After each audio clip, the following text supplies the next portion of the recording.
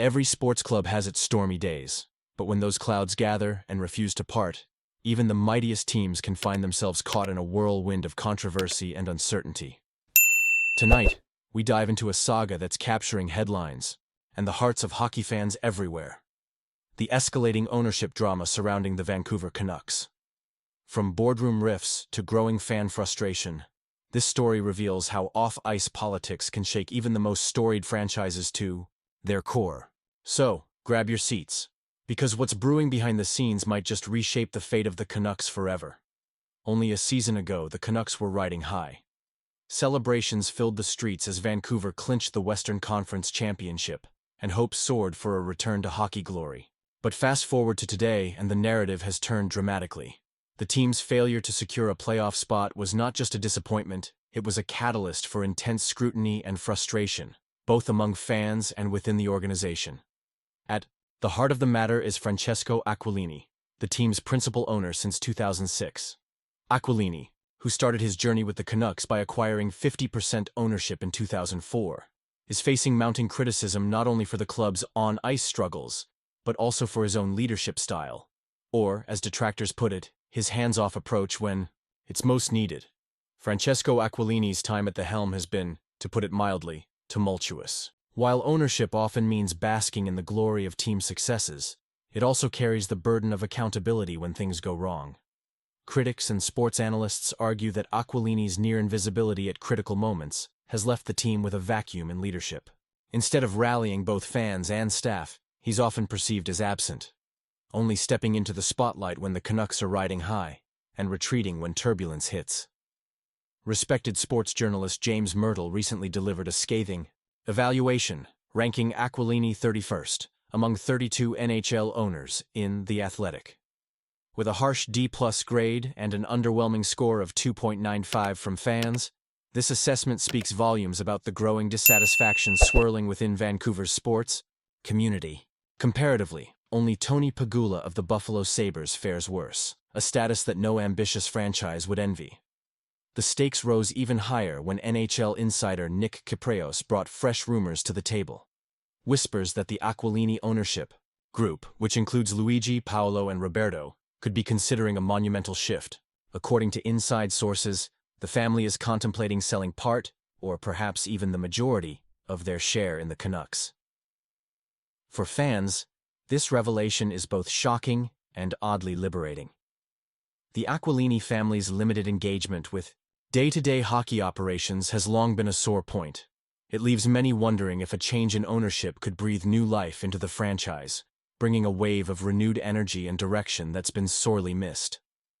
What caused the temperature to rise? Experts point to a brew of factors: questionable player management, dubious public relations decisions, and a media strategy that's grown far too defensive. More than just a collection of poor decisions, these missteps have eroded the trust and patience of a once devoted fanbase. What does all this mean for the soul of the Canucks, the fans? Across Vancouver, emotions run high. Social media is flooded with passionate pleas for accountability, and conversations spill out of sports bars and into city streets. For many, the team's struggles are emblematic of broader problems in leadership: unwillingness to adapt, a disconnect from the community, and resistance to constructive criticism. A growing chorus insists that a change at the very top could usher in a new era. There's palpable excitement, even among the disillusioned, at the mere suggestion of new ownership. Could fresh faces in the boardroom mean a return to playoff glory?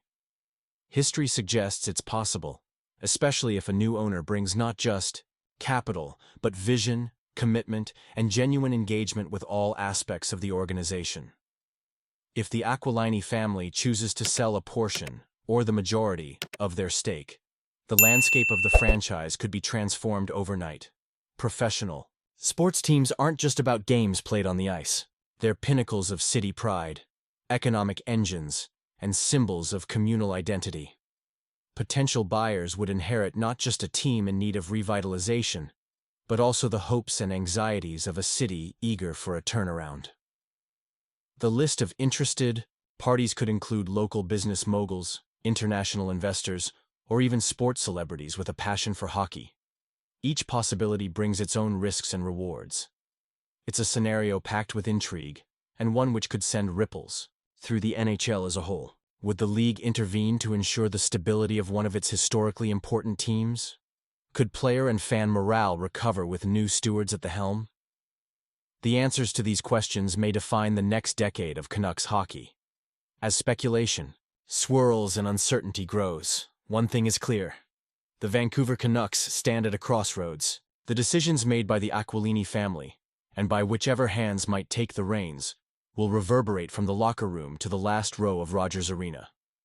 For the next generation of Canucks stars and their loyal supporters, the hope is simple, that whatever changes come, they restore faith and ambition to one of hockey's proudest markets. Because, as every fan knows, a city's love for its team can endure even the darkest times, so long as there's a reason to hope. Before we wrap up tonight's coverage of the Canucks ownership conundrum, we want to hear from you. Do you believe a new owner could steer Vancouver back to victory? Or should the Aquilini family have another shot at redemption? Drop your thoughts in the comments below and let us know how you feel. And if you enjoyed this deep dive, give us a like. It helps us bring you even more exclusive insights into the games and teams you love. Stay tuned, because the Vancouver Canucks story is far from over, and we'll be here every step of the way.